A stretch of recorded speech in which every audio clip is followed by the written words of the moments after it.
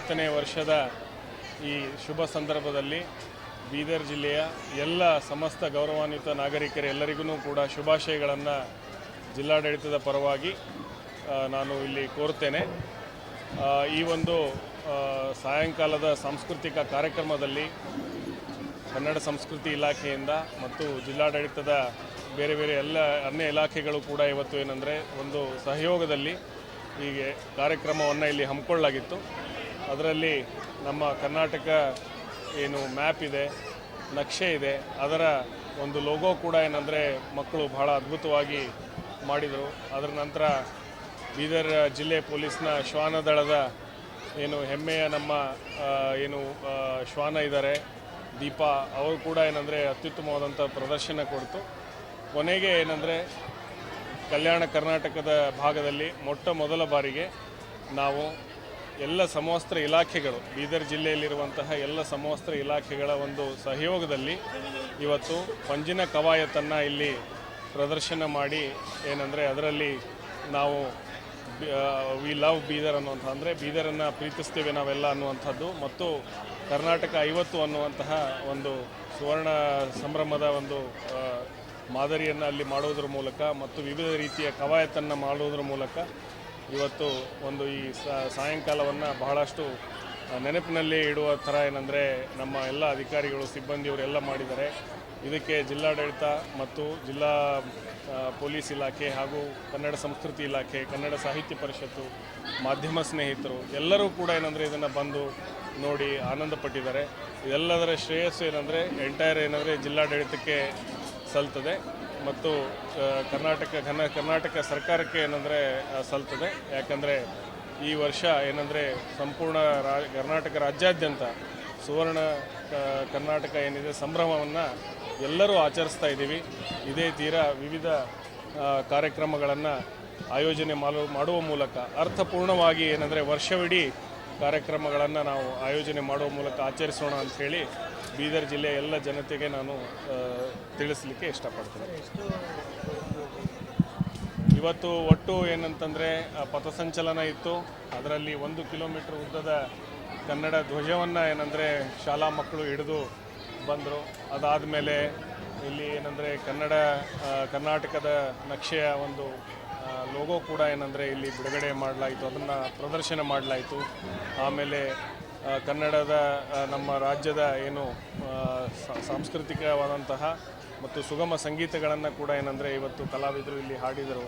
ಅದರ ಜೊತೆಗೆ ಪೊಲೀಸ್ ಇಲಾಖೆ 2 ಪ್ರಮುಖ ಆಕರ್ಷಣೆ ಆದಂತಹ ಒಂದು ನಮ್ಮ ಶ್ವಾನದಳದ ಪ್ರದರ್ಶನ, ಎರಡನೇದ್ದು ಏನಂದರೆ ಈ ಪಂಜಿನ ಕವಾಯತಿನ ಪ್ರದರ್ಶನ.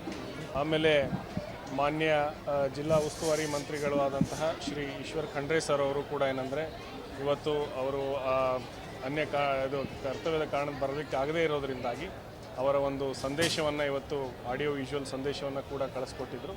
ಅದನ್ನು ಕೂಡ ಏನಂದರೆ ಇಲ್ಲಿ ನೆರೆದಂತಹ ಎಲ್ಲ ಬೀದರ್ ಜಿಲ್ಲೆಯ ಸಮಸ್ತ ಜನತೆಗೆ ಘನ ಸರ್ಕಾರದ ಪರವಾಗಿ ಮತ್ತು ಮಾನ್ಯ ಜಿಲ್ಲಾ ಉಸ್ತುವಾರಿ ಮಂತ್ರಿಗಳ ಸಂದೇಶವನ್ನು ಏನಂದರೆ ಎಲ್ಲರಿಗೂ ನೀಡಿರುತ್ತಾರೆ.